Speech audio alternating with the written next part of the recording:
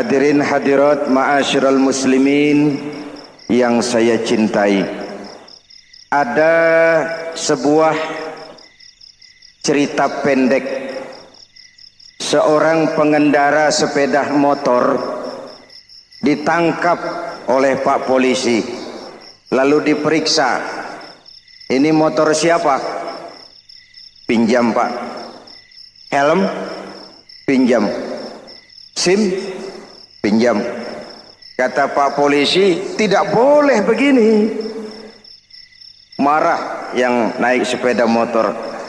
Pak Polisi bagaimana? Kok tidak boleh? Yang punya saja bilang boleh.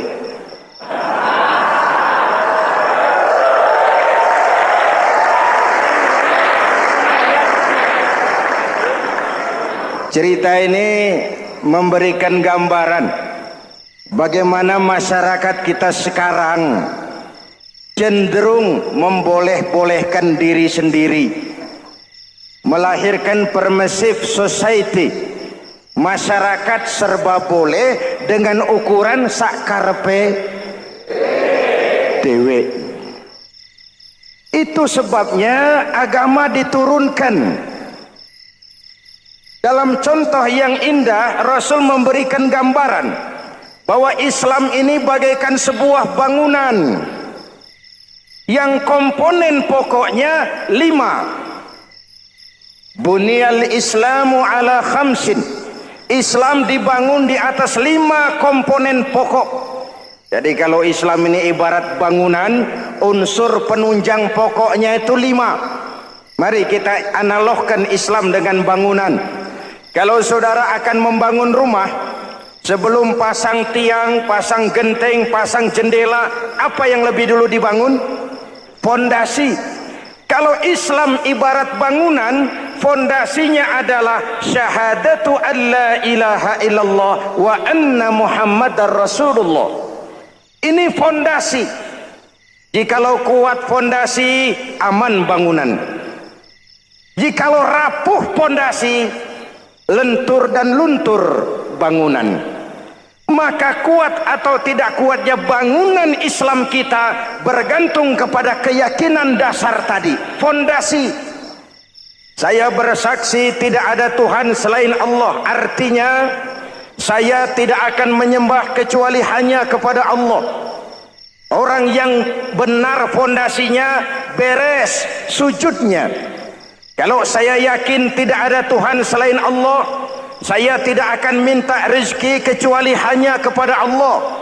Orang yang benar fondasinya, giat bekerjanya, jauh dari tipu menipu, jauh dari renten, jauh dari riba, jauh dari korupsi, jauh dari judi. Keyakinan memberikan warna terhadap bentuk kepribadian. Kalau saya yakin tidak ada Tuhan selain Allah, saya tidak akan pernah takut kecuali hanya kepada Allah. Saya tidak akan melarikan persoalan kecuali hanya kepada Allah. Saya tidak akan menggantungkan hidup kecuali hanya kepada Allah. Saya tidak akan minta tolong kecuali hanya kepada Allah. Meresap ke dalam jiwa. Untuk keyakinan seperti ini, orang-orang tua kita dahulu berlinang air mata, bersimbah darah, bahkan berkorban nyawa, melaksanakan hijrah untuk mempertahankan keyakinan. Ini intan paling mahal dan ini mutiara paling berharga. Zaman boleh berubah, tapi fondasi tidak boleh goyah.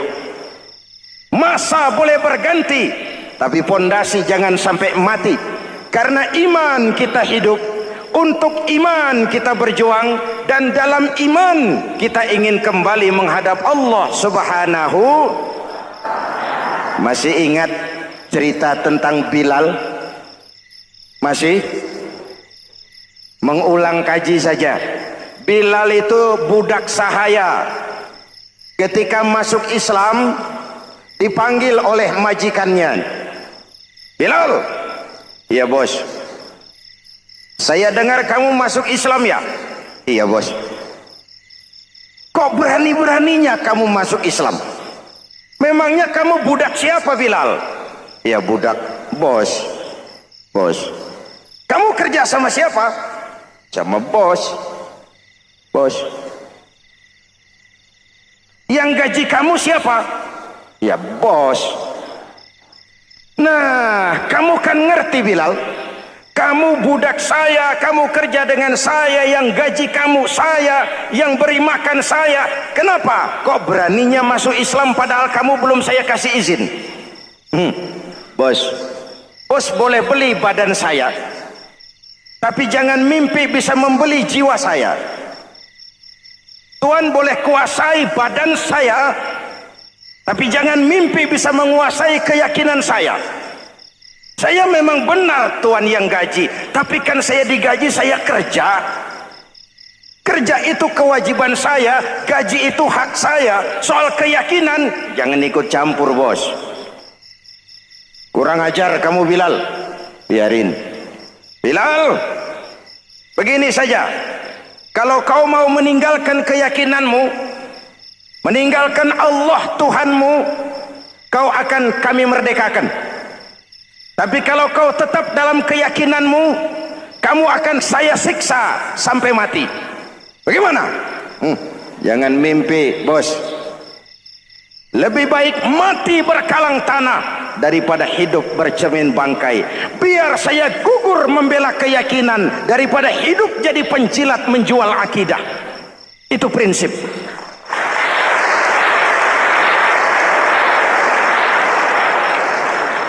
Gendeng kamu. Ayo siksa. Tangannya diikat, dihimpit dengan batu berat, dijemur dengan terik matahari padang pasir, terkelupas kulitnya, mengalir darah dari sekujur badannya, pecah bibirnya. Ayo Bilal, tetap bertuhan Allah dan kau akan mati di sini, atau kembali ke agama lama, kau jadi merdeka. Dari bibir yang pecah itu cuma keluar Allahu Ahad. Bilal budak badannya, merdeka jiwanya, maka namanya ditulis dengan tinta emas dalam sejarah. Kita zaman sekarang merdeka badan kita, tapi sering budak mental dan jiwa kita, maka sejarah tidak pernah mau mencatat kita.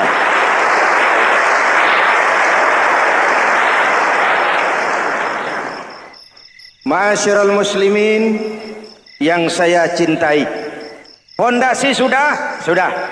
Lalu apa lagi? Mulai memancangkan tiang.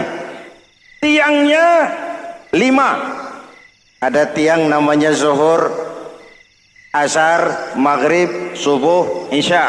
Tetapi agar bangunan menjadi kuat, ada tiang-tiang tambahan. Namanya rawatib dan nawafil. Rawatib itu ba'diyah atau qobliyah, nawafil itu di luar itu. Agar bangunan menjadi kuat, dibentuk pribadi lewat sholat. Apa filsafatnya? Pertama, sholat itu simbol penyerahan total kepada Allah. Kita ini sudah kontrak. Innallaha astara minal mu'minina anfusahum wa amwalahum bi anna lahumul jannah. Allah telah membeli dari orang-orang mukmin diri mereka, harta mereka, bagi mereka adalah surga. Penjual kita orang beriman, pembeli Allah, dagangannya amwal dan anfus, harganya adalah surga. Jelas? Penyerahan total itu dimulai dengan takbiratul ihram. Salli fardal isya, Allahu akbar. Arahkan mata ke tempat kita sujud. Jangan lupa kalau sudah di atas, lupa dengan yang di bawah. Sudah jadi genteng, petatang peteteng di atas. Lalu bilang, merasa capek sendiri, kata genteng kepada tiang. Tiang, kamu sih enak, kata genteng. Saya setengah mati di atas. Kehujanan, kepanasan, kadang-kadang anak-anak nakal saya disambitin. Kata tiang, saudara genteng, ngomong jangan sembarangan ya. Kamu kira kamu bisa nongkrong dan nangkring di atas, itu gara-gara siapa genteng? Kan saya yang sokong dari bawah. Kamu jadi pejabat tinggi, jadi anggota ini, anggota itu. Kami rakyat yang angkat, jangan sudah di atas kami ditekan. Jangan agama dijadikan topeng untuk kepentingan pribadi. Berpolitik untuk kepentingan agama, ayo, tapi menjual agama untuk kepentingan politik, itu yang merusak agama.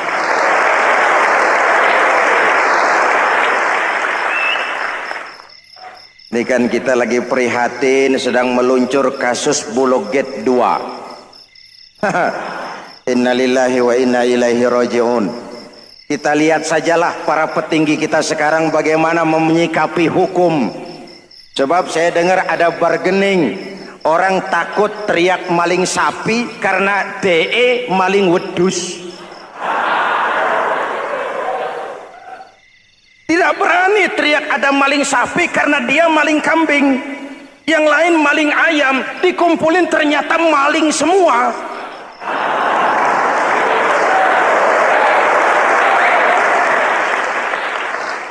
Hadirin yang saya hormati, ini melukai rasa keadilan. Oleh karena itu sholat mengajarkan kepada kita, dalam posisi berdiri, lihat tempat sujudmu, jangan menteleng terus ke atas lalu lupa dari mana kita berangkat. Itulah maknanya tawadhu, rendah hati, tidak melonjak angku dan sombong. Ada sebuah hadis Rasulullah bersabda, "Idza aradallahu biqaumin khairan." Apabila Allah menginginkan kebaikan kepada satu bangsa, apabila Allah menginginkan kebaikan kepada satu kelompok rakyat, walla alaihim khulama'uhum, maka yang naik jadi pemimpin adalah orang-orang yang santun, orang-orang yang lemah lembut, bukan orang yang menggunakan kekerasan dan tiran, sedikit-sedikit main pecat. Itu terlambat lahir. Mestinya lahir di zaman Hitler, mestinya lahir di zaman Benito Mussolini, atau kalau mau lebih klasik lagi di zaman Fir'aun. Kalau Allah menginginkan kebaikan kepada satu masyarakat, satu bangsa, satu negara, naiklah orang-orang yang santun, yang ngayomi, yang menjadi solusi dan jalan keluar untuk kepentingan rakyatnya, mampu memberikan keteladanan. Saya tertarik dengan pidato Presiden Cina pada saat dilantik. Cina, Presiden Cina pasti tidak tahu Pancasila, pasti tidak kenal Islam, tapi pidato pelantikannya, berikan saya 100 peti mati, yang 99 akan saya pakai buat koruptor, yang satu akan saya pakai sendiri kalau kamu lihat saya tidak benar. Luar biasa. Yang diperlukan sekarang ini keteladanan, hulama'uhum, sikap ngayomi, mencari jalan keluar, bukan memamerkan kekuasaan, memamerkan kekuatan, arogansi, menghormati perbedaan. Itu ciri demokrasi. Lalu wa qada bainahum ulama'uhum, yang memutuskan hukum adalah pakarnya, ulamanya, mengambil keputusan secara profesional sehingga rakyat beroleh apa yang namanya kepastian hukum, merasa hidup terlindungi, aman dan nyaman. Lalu yang ketiga, wa ja'alal mala fi askhiyaihim, peredaran harta, pergerakan ekonomi berada di tangan orang-orang yang pemurah, yang tidak mau kaya sendiri, tidak mau senyum di atas penderitaan orang lain, menari di atas bangkai saudaranya. Hadirin yang saya hormati, ini cirinya. Tapi sebaliknya kata Nabi, wa idza aradallahu biqaumin syarran, apabila Allah menghendaki kejelekan, keburukan bagi satu bangsa, walla alaihim sufahauhum, yang naik jadi pemimpin orang-orang durjana, orang-orang kurang ajar, tapi dipoles dengan topeng yang bagus. Hei, hei, ini musim topeng. Musim apa? Topeng. Topeng itu apa perlunya? Menyembunyikan wajah asli. Sekarang ini Dracula berwajah Arjuna. Ini musim topeng. Kita rakyat harus hati-hati dan punya filter, mampu memilah dan memilih. Walla alaihim sufaha'uhum wa qada bainahum juhaluhum. Yang memutuskan hukum, yang mengambil keputusan orang-orang bodoh. Wa ja'alal mala fi bukhalaihim. Peredaran harta, peredaran ekonomi jatuh di tangan orang-orang yang bakhil, yang tidak punya konsep menciptakan kemakmuran yang merata bagi seluruh rakyat Indonesia.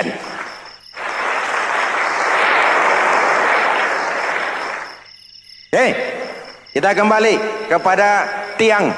Ini kan lagi cerita tiang tadi ya. Kalau sedang berdiri, lihat tempat sujud, jangan menteleng terus ke atas.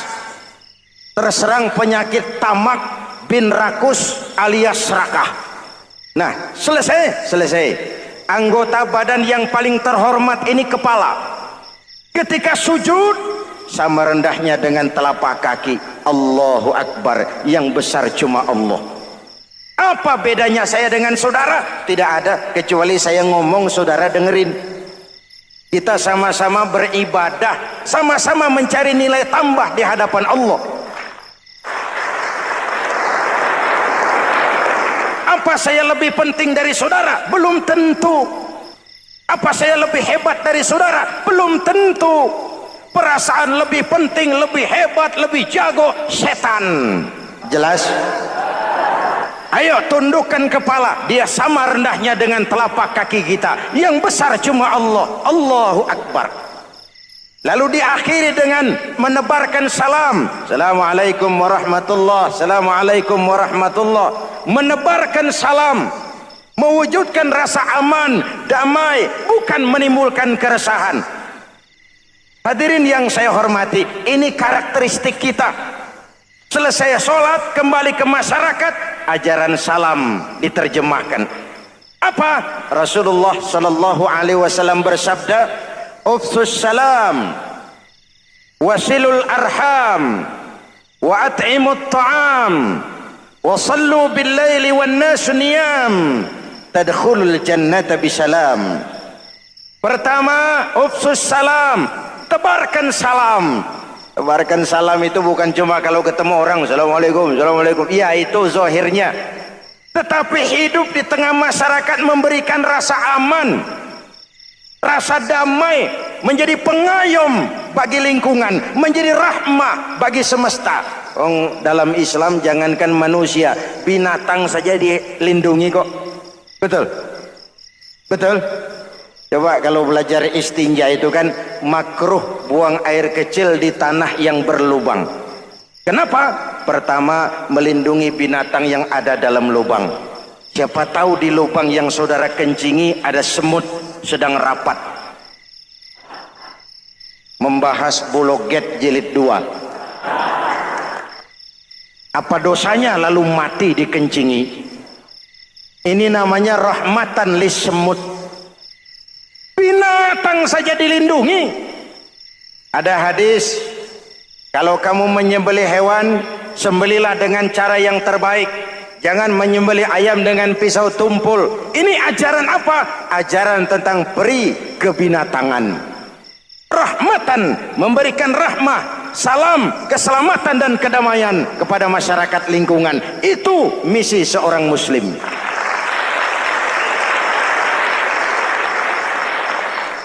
Hadirin hadirat ma'asyiral muslimin yang saya cintai, saya kembali kepada pesan Nabi tadi itu.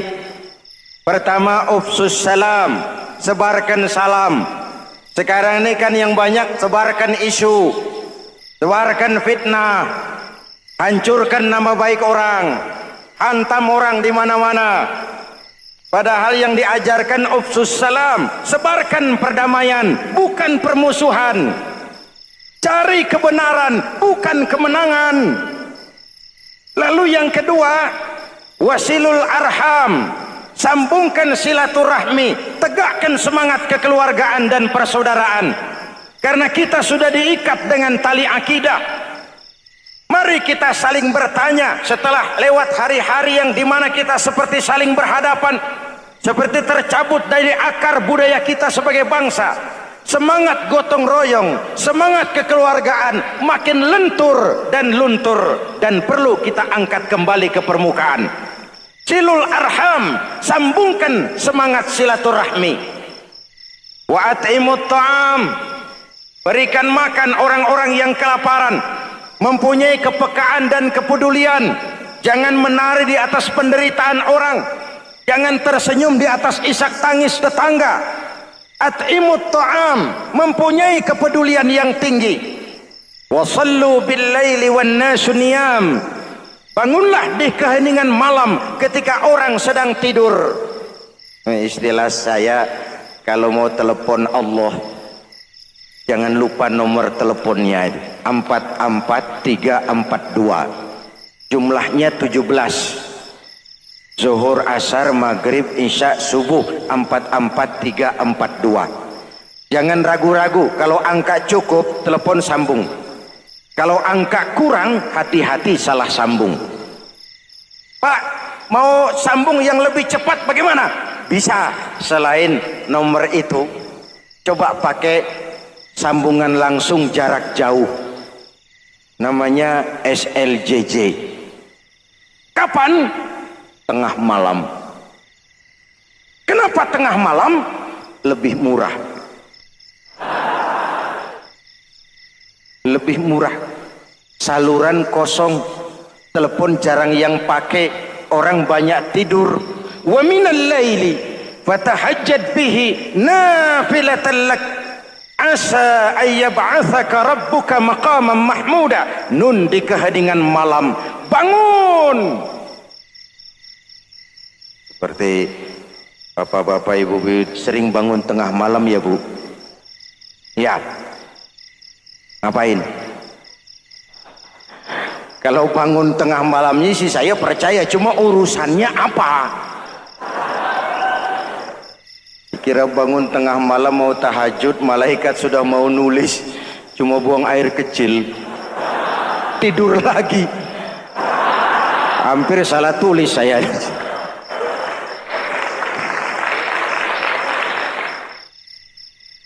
Baik, fondasi sudah Pak, tiang siap, lalu apa lagi? Nah, rumah itu supaya ada batas, perlu pagar, dinding, tembok.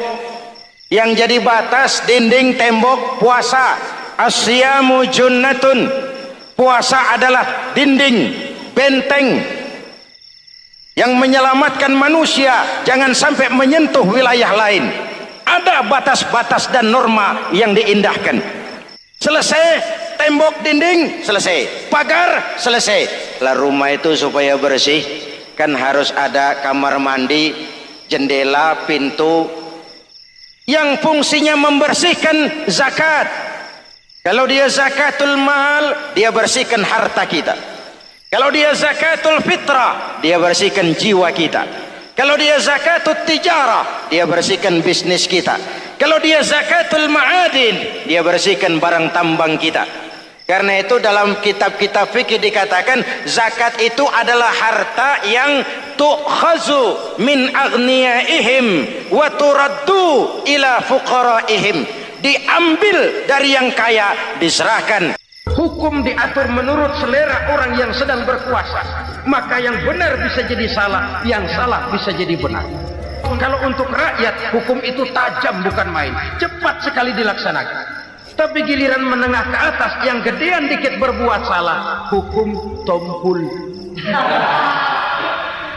Tapi ada orang-orang tertentu yang agunannya palsu, jaminannya palsu.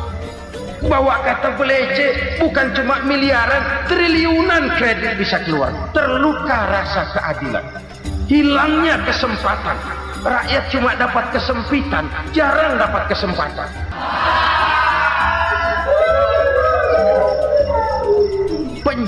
Penjara berdasi kepala botak yang menguras uang rakyat habis-habisan, enak saja melenggang dalam kehidupan ini. Makin terluka rasa keadilan rakyat. Wa ma hakamu bighairi ma anzalallah illa fasha fihimul faqru. Kalau hukum yang diterapkan sudah menyimpang dari keadilan yang diajarkan Allah, bertebaranlah kemiskinan di mana-mana.